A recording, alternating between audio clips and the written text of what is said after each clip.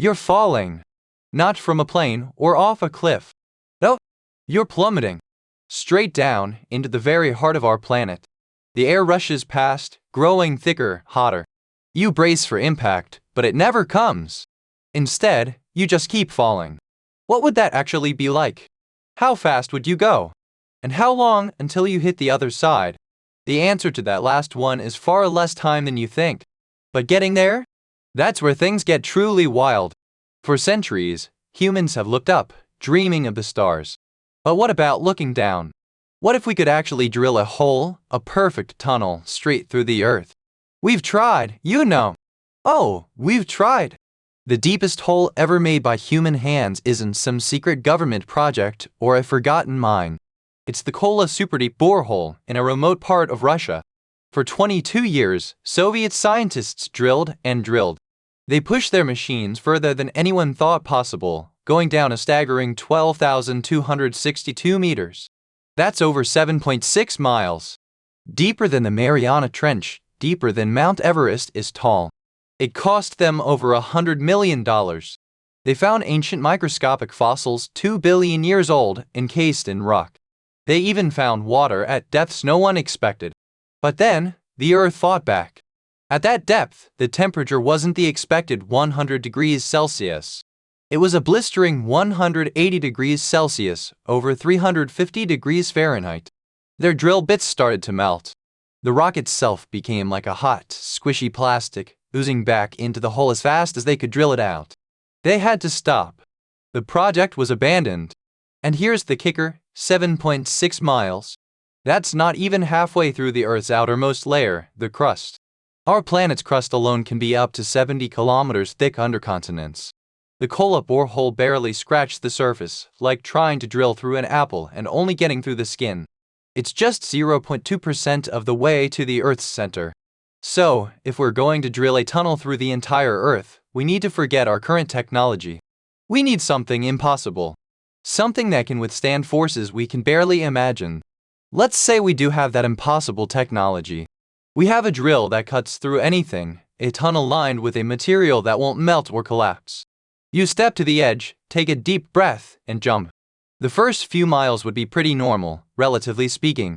You accelerate, picking up speed fast, just like skydiving. But then things get weird. Very quickly, the air around you would become incredibly dense. The deeper you go, the more air would be pressing down from above. By just 50 kilometers down, the air pressure would be like being at the bottom of the deepest ocean. It would also be scalding hot, hundreds of degrees. You wouldn't be falling through air anymore. You'd be falling through a super hot, super dense, suffocating fluid. And that resistance would slow you down until you just stopped, stuck somewhere in the upper mantle, slowly roasting. So, for this thought experiment to work, our impossible tunnel needs to be a perfect vacuum. No air at all.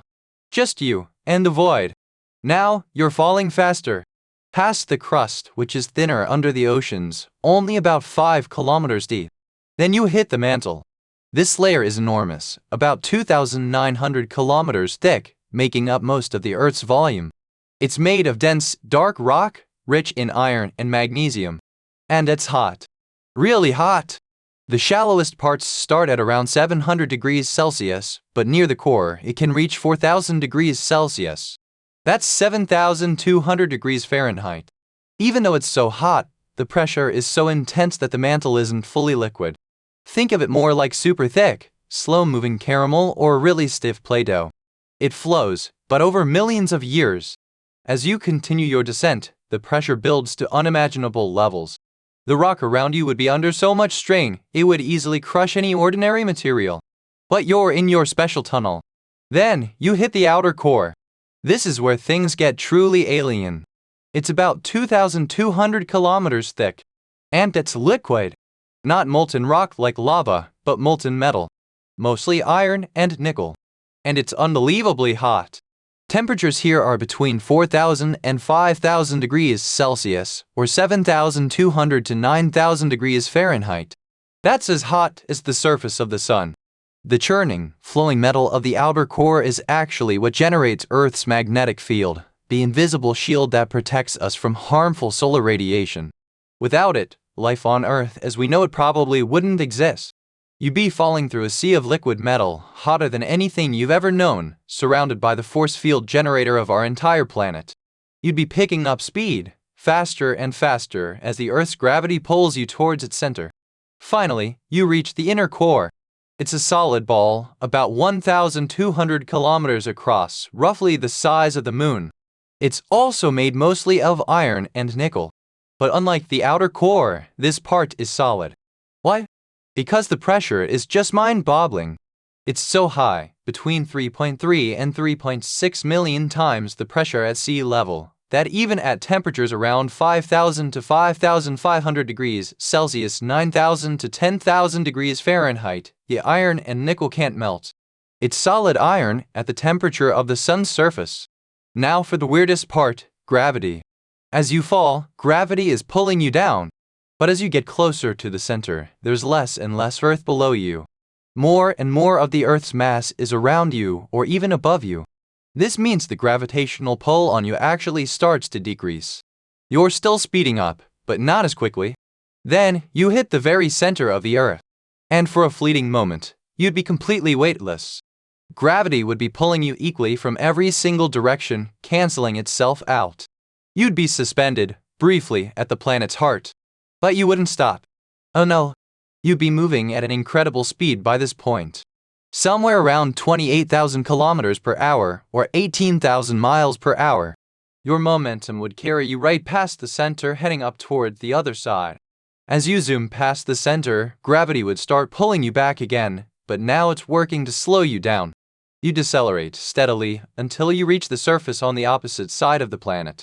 Assuming this magical tunnel is perfectly maintained, you'd emerge, perfectly still, at the antipodal point, the exact opposite side of where you started. How long would this whole journey take? If the Earth were uniformly dense and there were no air resistance, it would take you about 42 minutes. But a more realistic model of Earth's varying density actually shaves a few minutes off that. You'd make the trip in a little over 38 minutes. That's faster than it takes to watch a sitcom, and you've just traveled 12,742 kilometers through the entire planet. If you didn't grab onto something, you'd just fall back down, oscillating through the Earth like a giant human pendulum, back and forth, forever, if nothing stopped you. But there's one last, unavoidable reality. The Earth spins. And as it spins, different parts of it move at different speeds. The equator moves fastest, over 1,600 kilometers per hour. The poles barely move at all. If you drilled a tunnel anywhere but pole to pole, the Earth's rotation would cause you to smash into the tunnel wall. Hud. You'd be ground to dust before you got very far. So, our perfect tunnel would have to be from the North Pole to the South Pole, in a perfect vacuum, lined with an indestructible material that can withstand unimaginable heat and pressure. It's a fantasy, of course. A thought experiment. Because the truth is, even with all our ambition, we've barely scratched the surface. The Earth holds its secrets tightly, a fiery, spinning mystery beneath our feet. And for now, that's where they'll stay.